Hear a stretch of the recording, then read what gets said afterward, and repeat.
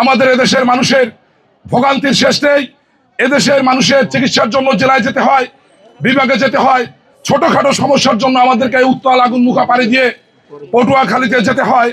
এটা আমাদের জন্য অত্যন্ত কষ্টসাধ্য।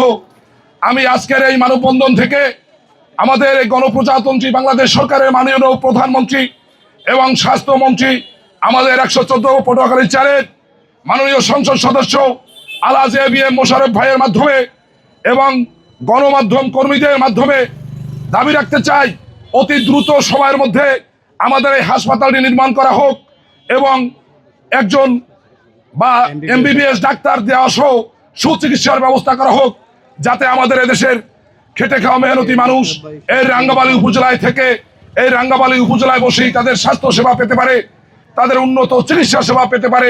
আমার বিশ্বাস আজকের এই সাংবাদিক ভাইদের মাধ্যমে আমাদের এই মানববন্ধন কর্মসূচি তুলে ধরার মধ্য দিয়ে অতীব দ্রুত সময়ের মধ্যে এমবিবিএস ডাক্তার নিয়োগ সহ হসপিটালের কার্যক্রম শুরু করবেন বলে আমি বিশ্বাস করি।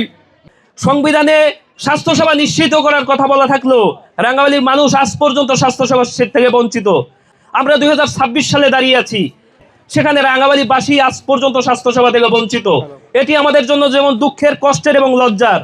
গর্ভবতী একজন মায়ের চিকিৎসা সেবা নিতে হলে পথিমধ্যে মৃত্যুর ঘটনা অহরহ ঘটছে। এখন হামের প্রাদুর্ভাব বেড়েছে, সারা বাংলাদেশে হামরোগে আক্রান্ত হয়ে শিশু মৃত্যুর ঘটনা ঘটছে। রাঙ্গামালীবাসী সেখানে হামরোগের যথাযথ চিকিৎসা পাচ্ছে না। এভাবে আর কতকাল রাঙ্গামালীর মানুষের এভাবে দুঃখ কষ্ট নিয়ে বাঁচতে হবে? আর কতকাল চিকিৎসার অভাবে ধুকে ধুকে মরতে হবে? এমন প্রশ্ন রেখে যায় স্বাস্থ্যমন্ত্রীর কাছে। 2 বছর ধরে এই রাঙ্গামালী উপজেলা স্বাস্থ্য কমপ্লেক্সের কাজ বন্ধ। সেটি কবে নাগাদ চালু হবে? রাঙ্গামালীবাসী সেই প্রশ্নের উত্তর চায়, রাঙ্গামালীবাসী প্রশ্নের জবাব চায়। রাঙ্গামালীতে কবে একজন সরকারি এমবিবিএস ডাক্তার পদায়ন হবে? আমরা সময় ক্ষেপণ চাই না, আমরা আপনাদেরকে আলটিমেটাম দিচ্ছি রাঙ্গামালীবাসীর পক্ষ থেকে, অতি দ্রুত রাঙ্গামালী স্বাস্থ্য কমপ্লেক্সের কাজ শুরু করতে হবে। হাসপাতাল না থাকলেও কিন্তু সেখানে ডাক্তারের পদায়ন হয়, ডাক্তাররা বিকল্প স্থানে তারা চিকিৎসা সেবা প্রদান করে থাকে। আমাদের রাঙ্গামালীতে হাসপাতাল যতদিন তৈরি না হয়, কাজ চলতে থাকবে কনস্ট্রাকশন, ততদিনে ডাক্তার নিয়োগ করে বিকল্প স্থানে চিকিৎসা কার্যক্রম চালিয়ে যাওয়ার জোর দাবি আমরা জানাচ্ছি। গর্ভবতী মায়েদের ডেলিভারির জন্য প্রশিক্ষিত নার্স, এই নার্সের ব্যবস্থা, ডাক্তারের পাশাপাশি নার্সের ব্যবস্থা করার জন্য আমরা অনুরোধ জানাচ্ছি এবং সরকারের কাছে জোর দাবি জানাচ্ছি। আমরা উপজেলা প্রশাসনের মাধ্যমে জেলা প্রশাসক এবং ঊর্ধ্বতন স্বাস্থ্য মন্ত্রণালয় সহ সংশ্লিষ্ট সবার মনোযোগ আকর্ষণের জন্যই এই জিকা কমিটি আজকের এই মানববন্ধনের আয়োজন করেছে।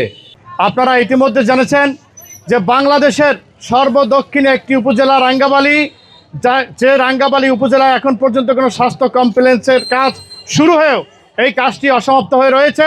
ইতিমধ্যে 114 পটুয়াখালী 4 আসনের মাননীয় সংসদ সদস্য জনাব আলহাজ এবিএম মোশাররফ ভাই মহান জাতীয় সংসদে আমাদের এই কথাটি উপস্থাপন করেছে। তার পক্ষ থেকে, এই রাঙ্গামালী আপাময় জনসাধারণের পক্ষ থেকে আমাদের আজকের মাননীয় প্রধানমন্ত্রী এবং স্বাস্থ্যমন্ত্রীর দৃষ্টি আকর্ষণ করছি, অনতি বিলম্বে রাঙ্গামালী উপজেলার স্বাস্থ্য কমপ্লেক্সের কাজ অতি আরম্ভ করার জন্য এই রাঙ্গামালী আপাময় জনসাধারণের পক্ষ থেকে আমাদের বিনীত অনুরোধ থাকবে এবং অচিরেই যেন এই কাজটি দ্রুত কাজ শুরু করে এবং অচিরেই যেন একজন ডাক্তার দিয়ে অন্তত স্বাস্থ্যসেবা আমাদের নিশ্চিত করে। আপনারা জানেন, আমরা আসলে দক্ষিণে জন্মগ্রহণ করার পরে আমাদের কাছে মনে হচ্ছে যে আমরা পশুর চেয়ে আমাদের মূল্য কম। বাংলাদেশের সর্বদক্ষিণে আমরা বাস করি, আমাদের জরুরি প্রয়োজন হলো মানুষের জন্য হাসপাতাল, সেখানে হয়ে গেল একটা পশু হাসপাতাল। আমার এই কথা বাংলাদেশের যে যেখানে বসে শুনবেন, আপনাদের কাছে আমি প্রশ্ন রেখে গেলাম, হাসপাতাল পাওয়াটা কি আমাদের মৌলিক অধিকার, না এটা শুধু আমাদের শুধু অনুরোধ করে যাব প্রশাসনের কাছে বা গত সরকারের কাছে? বর্তমান সরকার এই ব্যাপারে অনেক দ্রুত পদক্ষেপ নিচ্ছে, কিন্তু আমরা আরও তাড়াতাড়ি চাচ্ছি।